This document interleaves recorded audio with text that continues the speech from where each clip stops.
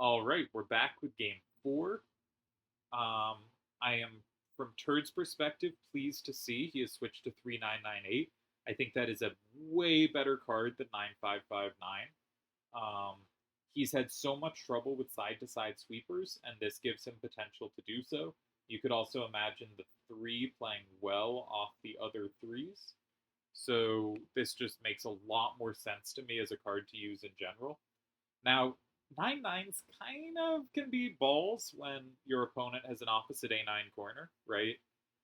Because the A9 corner has same walls or plus walls both ways against you, and you only have one way against it. But I probably wouldn't be too fussed about that. So I think a good adjustment from Turdz, though now he is much better going down, much better side to side, much better. Yeah, just so much better. So much less reliant on the A9-7s to have any side to side force at all. But potentially a little soft going up. Ah, I didn't mention this last game. Last game, Turdz didn't have an A up. In the first two games, he had A's in all directions. And this game, he again does not have an A facing up. And not only that, he has picked an extra card with down value. So his up numbers are a 9, an 8, and a 7. That is potentially a substantial weakness. I'm not sure that Stuff's hand can take any advantage of this, but I think one of the advantages Turdz had in games 1 and 2 is he had A's in all directions, which Stuff did not always have. Neither of them now have A's in all directions, and I think they might regret that. All right, did we learn anything about changing hands? No. Turdz is still not. If Turdz switches out Vanille, we know one of the A973s is his hero card, and that he is basically locked into that pair forever. If Turdz switches out the A973s, we know it's Vanille. From Stuff's perspective, we know it's one of the Yunas or Larsa, but we still don't know which it is. I would. I still think Stuff has the greater long-term potential because I think he can switch off the Yunas, and I think Turdz is locked into the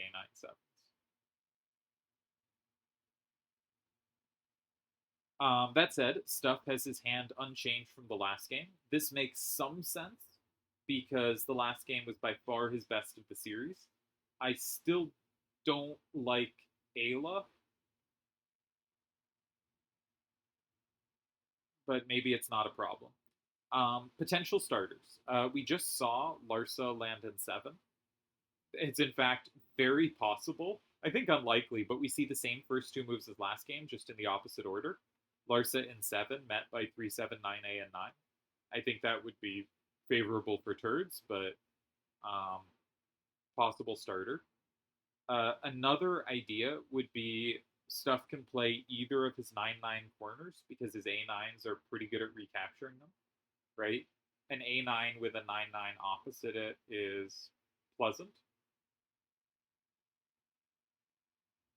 So I would expect to see a strong corner out of Stuff, with maybe the most likely being Shuyin and 9, specifically because when Stuff played a hand with 4 corners earlier this match and 1 utility card, he kept his 4 corners and put the utility card in 9.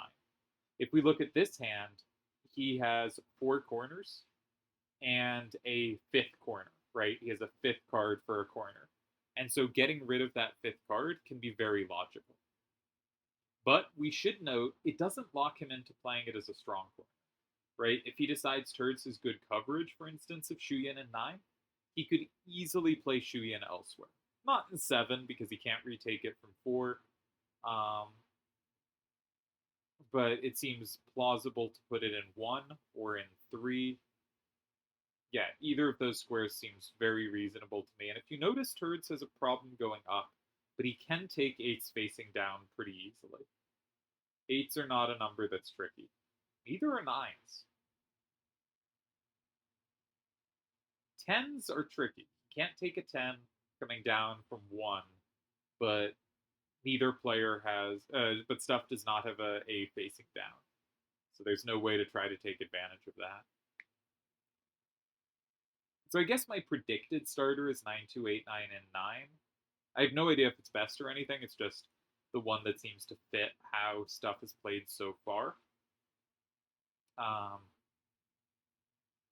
but we've seen him look to strong corners. That has generally been true, right? If I bring up the database here, in game 1, he met a strong corner in 7 with a strong corner in 9.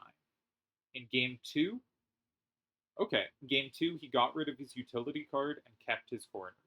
In game 3, in response to a starter, so I guess as starters we've seen him play relatively weak out facing cards. But yeah, I thought it seems most likely he will face throw out a big corner. This is not the one I predicted, but is a big corner. All right, so Turdz has really good coverage from 4. Of course, one really nice thing about pairs is it means if Turdz has combo play in both 2 and 4, you do have a card you can always put in either 2 or 4 that is not susceptible to combo chains. So I think Turdz is going to be looking at 3 because Turdz has 4, doesn't have 2. Natural square to look at is 3. But how to do it? 3998 has some appeal. It's not a card you need. It's cards you have pretty good recaptures on, and it doesn't set up stuff in 2. It does give him a plus wall in 6, but you can probably work around that. Doesn't feel like a great winning try, though. Seems like 3998 and 3 is a solid move. Like, you don't really want the game to be up, but stuff doesn't really want the game to be down, so like that's probably pretty balanced. And 3998 is a card you probably won't want in your hand too long, so 3998 and 3 seems nice. Kind of think stuff should go 9 there. Not sure why I'm drawn to 9, but it feels like I know I mean, when I think I'm well known for stuff, I just mean I say it in videos a lot. It doesn't mean anyone else actually thinks I'm well known for stuff. Like, I tend to block the in between square, but I also tend not to play corners where someone has combo play against one side, such that playing in the in between square is really dangerous. Like, with strong corners like this, where your opponent has combo play on one side, you usually shouldn't play the in between square just because it's so clumsy to do so while defending against the combo potential and because you're giving the free lock-in in a really comfortable way. So I think if Turdz goes 3, the natural response is 9. All right, let's check 5, the other setup square. 9837 is a setup, but I don't really want 9837 out of my hand. I think that's a nice one to hold on to. Don't really have other setups there. Do I have other setups in 3 I skipped over? There's 9837 in 3. I hate it. No. There's 8677, but again, I think you're running out of ups. That also gives up 4, so no. So yeah, like 3998 looks like the natural card for 3 if you're gonna play 3. What happens if you take immediate? Shadow in 4, Shuyin in 2. Neither of those have very high numbers facing out, so it's not like you can build a wall there easily. Yeah, I don't like the look of that. All right, so I don't like 4. You could also play like a strong corner in 4, but that doesn't make any sense here. I don't like 4. I don't like 2. I think 3 is fine. I think 3 is fine. Like, I think Turdz is probably a little ahead after 3, but not very much. I don't like 5. Those are the interactive moves. Now kind of on to the uninteractive moves. Do you happen to have a safe corner in 7? No. Could play 9 again. One thing I don't like about 9 is 379A and 9 is stuff's threat is to block 4, right? Because you don't have 2. And if you play 9, your threat is to block 6 because stuff doesn't have 8. But I do not like. I mean, this I think I am famous for, and by famous I mean Turdz has commented at least once on it. I really hate the formation for second turn after 1469 I think the cards in those positions is just really unpleasant. I really like 1489 for second turn. I really dislike 1469. Um, Lots of good players disagree with me on this. It is a matter of taste. But if Turdz could play a 9 and the threats to block 8, that would be a much better plan against 1 with the threat to block 4. Right? I want to line that up right, and Turdz's moves in 9 don't have a way to do so. I think we'll see 3998 and 3. I don't really believe in 6 or 8, and I don't know why it would make sense here. If you were going to play in one of them, my instinct would be go 8, just so you can meet 4 with 7, right? So you have counterplay against 4. But I don't know why you'd do that. I predict we will see 3998 in 3, and I also think it's the best move. I'm going to start putting in hands just for later, but I'm not going to pop anything open yet. I think stuff is looking fine here again. I think this is going to be another game where stuff is not in too much danger. Maybe I'm wrong. I often am. Keep saying that. All right. Well, I'm going to be incorrect on the first move.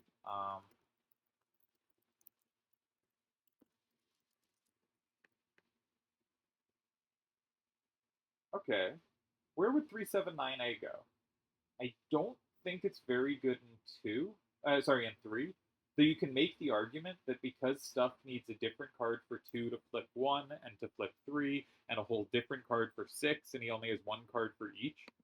This is something Alright, he goes 9. I don't like this at all, but as I said, matter of stylistic taste. What I was going to say about 3 is 3 is a move that I think is probably a tie. Like, I don't think that move loses, and I think it's probably not even that bad a tie. It is a very hard kind of move for me to play. It's a little like what Stuff played last turn, except Stuff gave Turdz both sides, so it should be a better version of that. But what it does is it says, you have good play against this in every way. But suddenly, all your cards are needed for different roles, right? Like, FF10 Yuna is your best recap in 4. Larsa is your only cap in 6. Ayla is your only cap of 3 from 2. Shuyan is your only cap of 1 from 2. Which means, as soon as Stuff plays another card, he has created a weakness somewhere on the board. And because each of his cards has a duty, and as soon as that card's out of his hand, that duty's not covered. Now, maybe Stuff can play like Yuna in 4, which removes the need for Yuna. I'm not saying there's not a way out, but even if there is a way temporarily out, it sort of says none of your cards are ever going to be good for more than 1 square, and they're going to be able to take like one thing at a time. They're all going to work really flunkily together. So 379A and 3, I think, is actually a really interesting move because it says you have everything, but you have it in the most dispersed way possible. And it's very hard for you to actually find a functional way to use your cards. And I think that could have been actually a promising option. Not the way I tend to play, but a kind of option I wish I saw more, right? And maybe it was a bad move, but I think it's an interesting idea. Now, as I said, I do not like this move in 9. I would be terrified to play Turdz' position, because fundamentally, I think the most likely continuation is Stuff goes 4, stay with Yuna. You don't have 7. You don't have 2. My favorite move by far, if you don't have 7 or 2, is 8. You could play 8, but you'd really much rather play 6 because it locks in 9. But in the position after 1469, Stuff has so many moves that have a chance to be winning. Like, maybe he can just go safely in 3, depending on which cards you've used. Maybe he blocks 2 and sets up a nice pair in 3 and 5, or at least a threat in 5, because 3 is inherently valuable. He only needs to make a threat in 5. Maybe he goes 7 and you just struggle going left. I hate this. I think this is the first game going Stuff's way. And maybe it'll be clean and comfortable. Maybe the 6th plan works. But I think Stuff should just drop some card in 4 and Stuff is ahead. Maybe Stuff has a right weakness that can be exploited enough here that this is fine. Maybe the specifics of the cards make it all fine. But I think this is going to be our first stuff advantage. I'm going to have the solver check a few early things, just out of curiosity, in the background, but nothing specific in the move played, because I want to still have my brain on, and I will turn my brain off as soon as I'm using the solver. I think 379A and 3 was a really interesting move. The people who make that move most are usually people messing up, right? Because you're walking into combo potential playing a high corner, and it's usually kind of like they'll do it whether it's good or whether it's bad, and sometimes it happens to be good. But if that move is good, I think it's for much more specific reasons. It's for much more, it divides up Stuff's hand into each card having a distinct and not very good role, and it adding up to Stuff has every square, but he has no good moves to make, kind of thing. Um, and so my guess, yeah, so that move not only ties, but over half of Stuff's replies lose. It's not like a high pressure move, but that move in 3, and the other idea was 3998 and 3 that I liked. My guess is that is a little more pressure. I'll have the solver check that. So 379A and 3 gave 12 ties and 16 losses. Again, this is not really the best way to count it, because that doesn't check what are the moves someone would actually make and do those tie or lose, right? But usually there's a correlation there. But like sometimes you see like, say there's moves in like 2, 4, and 5. There's cards in 2, 4, and 5. And the solver's like, there's only 4 ties here. And you're like, wow, so few ties. What are the ties? Oh, it's literally any card in 1. And you're like, oh, this is incredibly easy to hold. So there are positions where the number of ties isn't very helpful. All right, so my other move in 3, 3998, gave 21 losses, 7 ties. So I was correct. That was a bit more pressure. That was the best I came up with. I guess we'll check what the count is on Turdz' move. I don't think Turdz' move is losing. I just think it's very dangerous. If it is losing, I shouldn't look, though, so I guess I won't look. We'll check in a moment. All right, Stuff has picked up Yuna. Yuna will go in 4. Yep, Yuna has gone in 4. And I think Turdz has to be tremendously careful here. I think this, I mean, I know there are people who like these positions with 1, 4, 6, 9, but I hate them. I do not want to ever play them. You have to check the Z's, and all the Z's have potential to be dangerous. You have to check 2, you have to check 3, you have to check 7. It's too many moves to check, right? You can't like narrow down to here are potentially critical moves. And like any card in any of those squares could be good, right?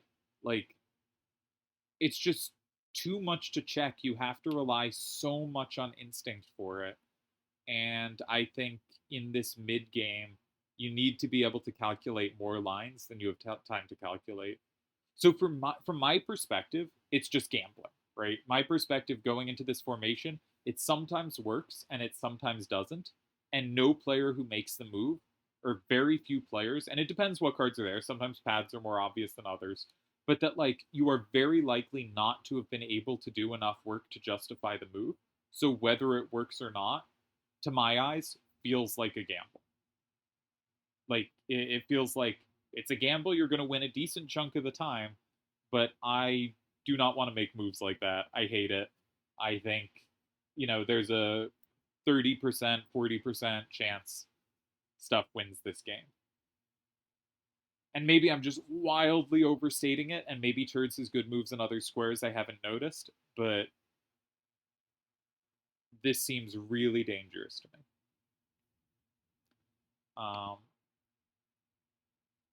Okay.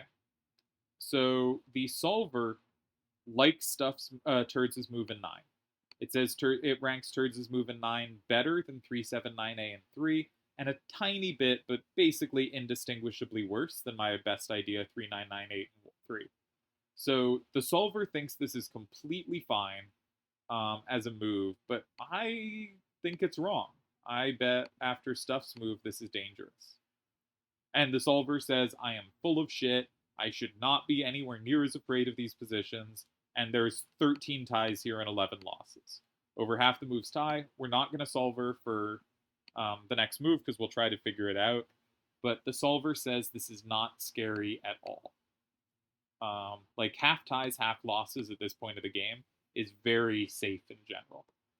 Does this mean Stuff had a better card to put in 4? Well, Larsa in 4 was losing, so not that. And losing to 6, right in my face.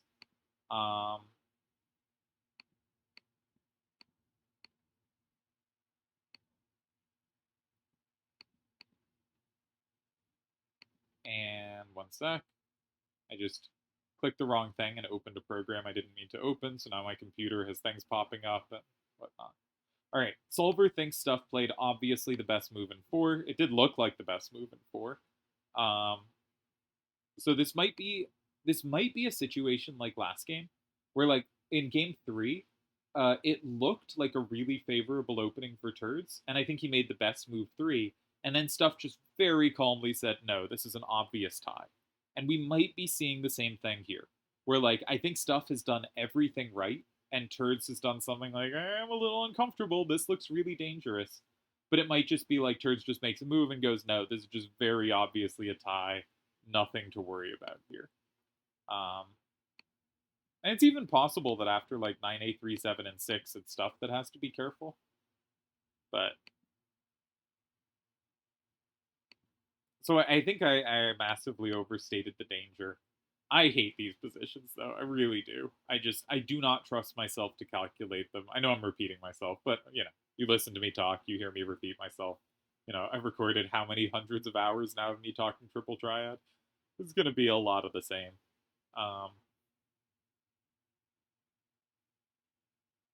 Yeah, sorry if I repeat the same stories over and over too. They're just the ones that come to mind. So that said, I guess this is probably pretty safe for Turdz. I'm going to close out the solver and try to do the rest on my own. Sorry if that massively reduced the tension, if we were getting like all worried and then I bring up the solver and it's like, calm down, there's nothing. But sometimes bringing up the solver is really exciting. Like, holy shit, there's something. So, can go either way. But I think today in day 2, this is the second game of day 2, we are seeing much more balanced play. And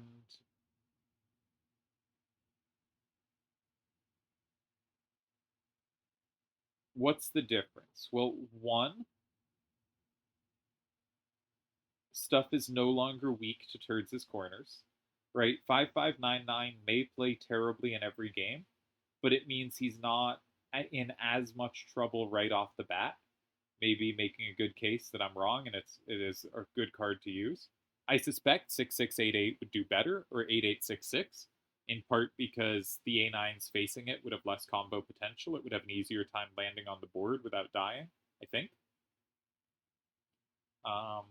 Probably with 8866 being the preferred iteration, because then Shadow doesn't have play on it, and Vanille doesn't potentially, but not sure.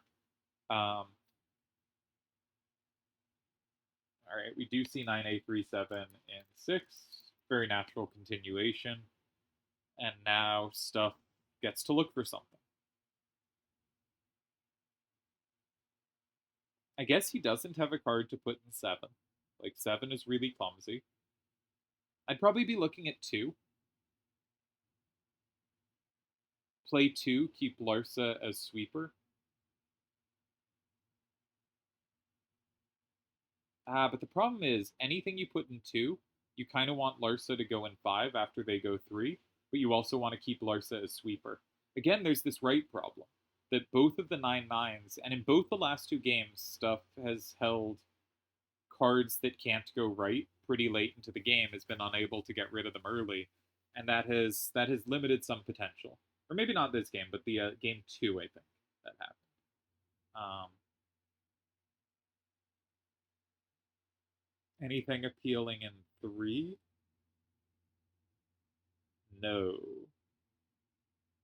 Okay, so this is more specifically appealing from Turdz than I thought. Now I think 2 should be a pretty easy tie, right? If they go 3, you go 5 with Larsa, and you're just up 6-4, so they can only capture one at a time, so you can't lose. Your remaining cards suck going right, so you can't win, but you can't lose.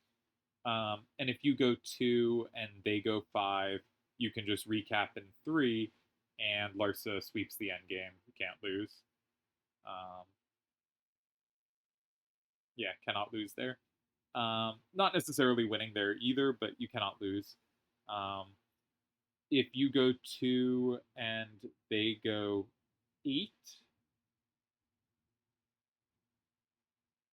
I think you can always just go in 3. Right? If they double cap in 5, you double cap in 7. If they cap in 7, you double cap in 5 with Larsa. So 3 always ties against 8. And if you go 2, notice I haven't even picked which card for 2. At this point, I'm not sure it matters. But I'm keeping it vague so that if there's a line where there's a problem for one card but not the other, I can say that card. If you go 2 and they go 7, then I guess you just play 3 again. And if they go 8, Larsa in 4 and 5 wins. And if they go 5, Larsa will take enough. Yeah. Because the only way they can be safe to Larsa in 7 is 3998, and that never flipped 4. And the only way they can be safe to Larsa from 5 is 7785, and that also never flipped 4. So Larsa can fail to capture on the final turn, but in the only line where that happens, it means Turdz has failed to capture 2. So I think either card in 2 should be a tie. Maybe there's some specific I'm missing, where one works and one doesn't, but I would play 2 here if I didn't find anything in 5. No, I should be looking to find something in 5. Alright, fair enough.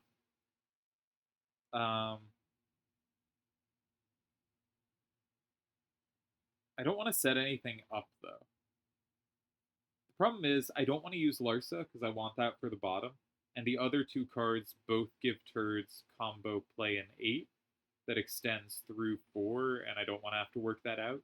So, don't like the look of 5. I think go 2 and make a tie, but I'd be annoyed here. I'd feel like Turdz shouldn't have gotten away with this stupid 6 and 9 plan, right? As I keep saying, I hate these structures, but I mean they're better than I think, right? Like they tie a much higher rate than I think they have any right to, but I also think you can't rely on them because you just can't check everything. So I think we'll see Shuyin in 2.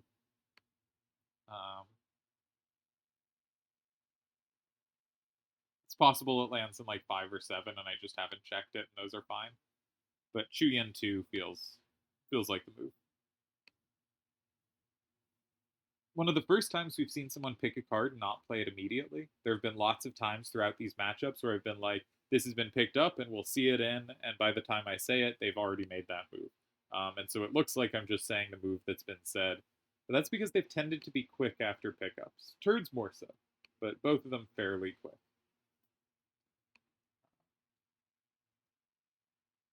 So I think day 2, I thought this was going to be scary for Turdz. In actuality, it wasn't. But day 2 going much more balanced, right? Yeah, we do see it in 2. Day 1, the story of day 1 was Turdz coming so close to winning twice. And the story of day 2, I think, is balance, right? Is like Turdz having a little something in game 1, but not really much. Stuff maybe having a little something in game 2, but really not much. Both I thought were quite dangerous for the opponent, but then it became pretty clear it wasn't. I often overstate danger, right? A position that is a little bad, I often think is a lot worse. All right, we have some messages to read, so I'll see. Not sure how many of them I'll be able to say.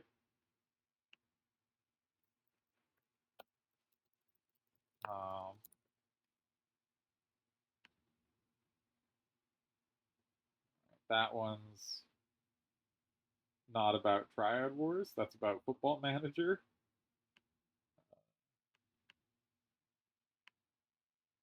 I'm so good at just filling space. I just go for a while. But I'm gonna go read up on things that have been happening. All right, what flag should we put for the game today? Um, that was a tie, first game.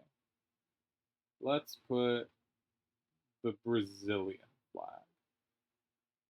Or Bulgaria? Oh, let's go Brazil. Um, then for Costa, okay, that's not relevant. Delhi has internet. Congratulations. No comments in the chat. So yesterday they were talking a bit as they like with stuff saying like, okay, few survived that one, right? And Turdz saying maybe I had something better there. Today the chat is just good luck, good game, right? These are much more straightforward's the wrong word, but much more like they're not games where someone is going like I was terrified. I just noticed Larsa has a plus and 3. That might be relevant, right? It might mean that like my idea was meet 8 and 3, but maybe you meet 8 in 7 because Larsa is so good in 5 or 3. Um, yeah, totally missed this plus. Useful touch. Does make Shuyan into more appealing than Ayla into. But today I think it's like neither player is like thinking they missed something or thinking, you know, oh my god, this was so scary. These are normal looking games, which is not like in any sense an insult, right? The best players are the ones who can streak together the most normal looking games in a row in general. Uh, Not always, but in general. All right, I don't think I have anything much more to say here, so I'm just gonna pause until the next move is made, and we'll come back when we see action. All right, Turdz blocks 3. I was assuming stuff would go 5 here with Larsa, but I haven't actually looked. Yeah, because 5599, as it has been in every line we look at, is a dead stupid card. 5599 and 8 and 7 loses to 5 because Turdz is up 6-4. Yeah. So we're gonna see Larsa in 5, and we're gonna see a tie. And Larsa has been picked up. So once again, much like the oft mentioned Stuff Smokes match, um, this the tides are turning a bit.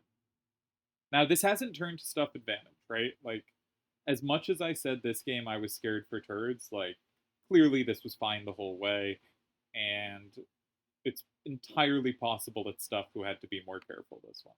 I would just call this a balanced game, right? So I'm certainly not saying that Stuff has been ahead in any game yet or anything like that, but I do think we've gone from these games that just looked really, really difficult to games that do not look that difficult.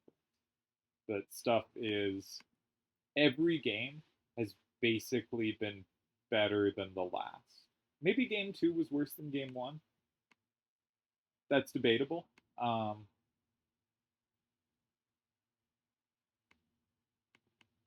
Yeah, so game 1 versus game 2 we could argue about. But like aside game 1 and game 2 both being similarly bad, let's go with game 3 was better and game 4 has been better yet. And every game in general seems to be getting more promising for Stuff and less promising for Turdz. But on the other side of that equation, Turdz has had 2 huge presses and 2 balanced games. He has never been in trouble. He has been overall massively ahead over the course of the match.